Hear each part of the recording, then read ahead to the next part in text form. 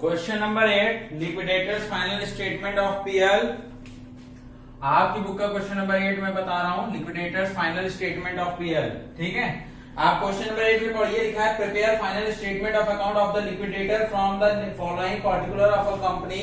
और share capital question के अंदर देखिए 1000 प्रेफरेंस शेयर दिए 100 रुपीज के हिसाब से। फिर क्वेश्चन के अंदर दिया हुआ है जो कि फुल्ली पेड अप है, 1000 जो प्रेफरेंस शेयर से होल्डर थे वो फुल्ली पेड अप थे, और 40,000 इक्विटी शेयर होल्डर 10 रुपए वाले थे वो फुल्ली पेड अप थे।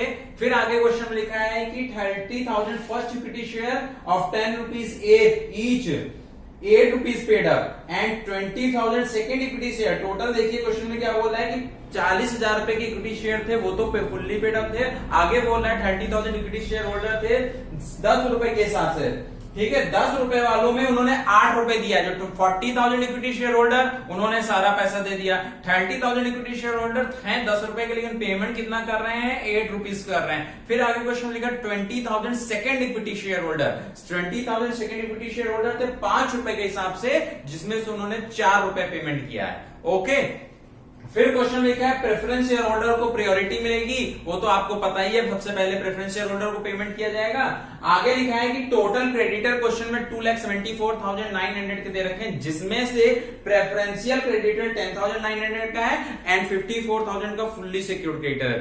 तो टोटल क्रेडिटर में से अगर प्रेफरेंशियल और फुल्ली सिक्योर्ड को हटा देंगे तो अनसिक्योर्ड पता चल जाएगा। क्वेश्चन में बोला 2,74,900 के टोटल क्रेडिटर, जिसमें 10,900 का प्रेफरेंशियल है एंड 54,000 रुपीज का फुल्ली सिक्योर्ड है। उसको लेस कर देंगे तो क्वेश्चन में जो भी दिया उसके अकॉर्डिंग हमें अनसिक्योर्ड पता चल जाएगा। मैं आपको अभी क्वेश्चन जो बता रहा हूं सब चीजों को समझते हुए चलिए। क्वेश्चन ये सब आपको डिटेल दे रहा है, अभी रिसिप्ट और पेमेंट की बात नहीं कर रहा है। जब रिसिप्ट पेमेंट होता है तब क्वेश्चन शुरू होता है। आगे क्वेश्चन लिखा है an amount of 3,74,000 realize by asset. 3,74,000 rupees asset को बेचने से रियलाइज हो रहा है। ब्रैकेट में आगे लिखा है कि जिसमें फुल्ली सिक्योर्ड का पैसा इंक्लूडेड है। तो फुल्ली सिक्योर्ड की जो सिक्योरिटी थी वो इंक्लूडेड थी। मैंने आपको बताया कभी भी अगर एसेट जो भी होती है बेचा जाता है तो सबसे पहले फुल्ली सिक्योर्ड का पेमेंट किया जाता है। तो 3,74,000 में एसेट बिक रही है, जिसमें 54,000 को फुल्ली सिक्योर्ड इंक्लूडेड था।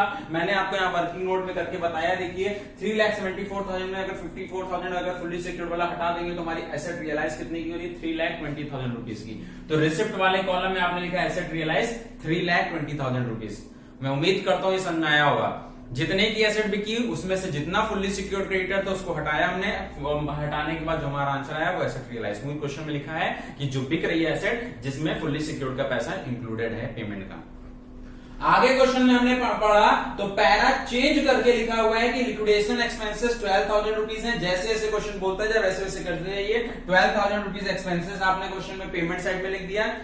फिर बोल रहा है कि 3% आपको कमीशन मिलेगा, लिक्विडेटर को मिलेगा 5% कमीशन मिलेगा एसेट रियलाइज पे, और 3% मिलेगा अनसिक्योर्ड क्रेडिटर पे। 5% एसेट रियलाइज पे, जिसमें आगे ब्रैकेट में लिखा हुआ है कि जो फुल्ली सिक्योर्ड क्रेडिटर को वो इंक्लूड नहीं होना चाहिए। तो एसेट रियलाइज 3,20,000 है, तो 3,20,000 का 5% आपने निकाला, रेम्यूनरेशन आया 16,000 रुपीज का। फिर आगे क्वेश्चन में उसी में लिखा था 5% एसेट रियलाइज में मिलेगा एंड आगे लिखा 3% मिलेगा अनसिक्योर्ड क्रेडिटर। मैंने अभी आपको बताया अनसिक्योर्ड क्रेडिटर कैसे निकालेंगे।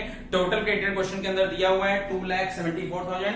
इस 2,74,900 2,74,900 में से 10,900 जो हमारा प्रेफरेंशियल वो हटाइए और 54,000 जो फुल्ली सिक्योर्ड था वो हटाइए, अनसिक्योर्ड आ जाएगा। देखिए 2,74,000 में से 10,900 पहले हमने हटाया। ये 10,900 क्या था, ये प्रेफरेंशियल था, और 54,000 ये प्रेफरेंशियल था और 54,000 क्या था, अनसिक्योर्ड था।